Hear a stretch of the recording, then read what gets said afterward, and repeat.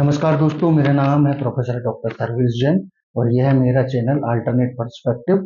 हम इस चैनल पर स्थापित सत्यों को एक दूसरे एंगल से देखने की कोशिश करते हैं, क्योंकि कईयों बार देखने का एंगल बदलने से मायने बदल जाते हैं और मायने बदलने से नैरेटिव पूरा बदल जाता है।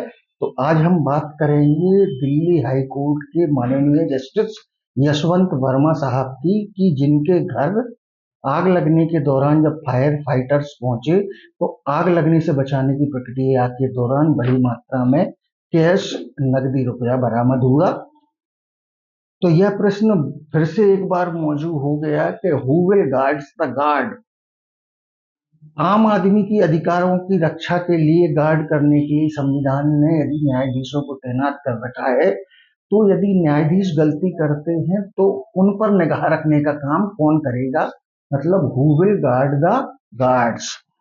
तो हम बात करें भारत के संविधान की, तो भारत के संविधान में जो 3 पिलर बताए गए हैं, कार्यपालिका, विधायिका और न्यायपालिका, उनमें आपस में शक्ति संतुलन ऐसा जानबूझकर रखा गया है कि किसी भी स्थिति में न्यायपालिका का कंट्रोल चुनी हुई सरकार के हाथ में ना हो, क्योंकि यदि चुनी हुई सरकार के हाथ में अदालत का कंट्रोल होगा तो पुलिस भी सरकार की ही होगी, अदालत भी सरकार की होगी और जेल भी सरकार की होगी, मतलब आम आदमी की कहीं सुनवाई नहीं होने वाली।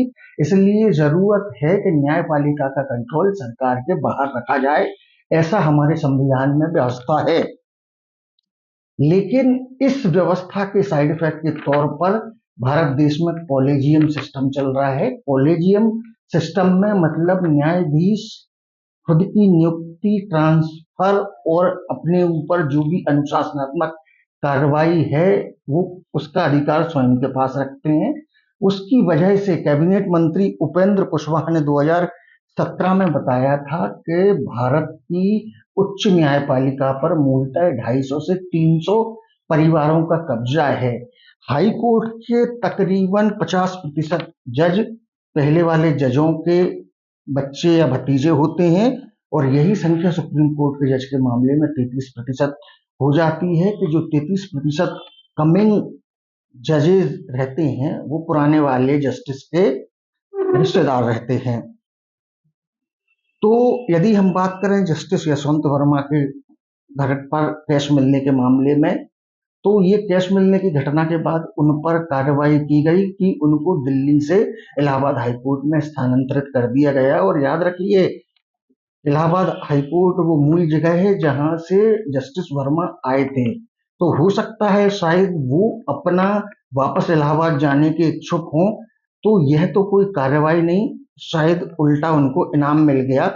बहरहाल माननीय जस्टिस वर्मा के मामले से कहीं ना कहीं यह प्रश्न बाहर उभर कर आता है कि हमारे देश में न्यायपालिका में उतनी ट्रांसपेरेंसी नहीं है जितनी होना चाहिए। उसकी एक बहुत बड़ी वजह है कंटेम्प्ट ऑफ कोर्ट का कानून, जिसके तहत न्यायालय की अवमानना करने पर किसी भी व्यक्ति को 6 महीने की सजा या 2,000 रुपए का जुर्माना हो सकता है। लेकिन इसका मतलब यह नहीं कि आप भ्रष्टाचार को नजरअंदाज कर दें। यकीन मानिए, यदि यही नगद पैसा किसी आम आदमी, किसी नौकरशाह के घर पर मिला होता तो क्या उसको मात्र इतनी सी सजा से छुटकारा मिल जाता? कंटेम्प्ट ऑफ कोर्ट को एक हथियार के तौर पर इस्तेमाल करके न्यायपालिका हमेशा से जवाब देने से बचती रही है और प्रतिष्ठित वकील शांति भूषण, प्रशांत भूषण और कपिल सिब्बल भी पहले न्यायपालिका के भ्रष्टाचार के मुद्दे उठाते रहे हैं।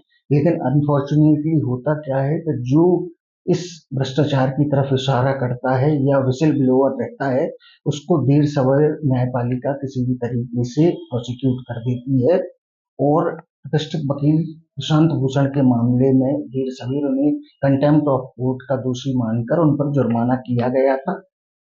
तो हमारे सिस्टम में जब नौकरशाह और व्यापारी को कोई इम्यूनिटी नहीं मिली हुई है, तो न्यायपालिका को इतनी ज्यादा इम्यूनिटी दी जाने की क्या वजह है? नमस्कार, शुक्रिया, जय हिंद।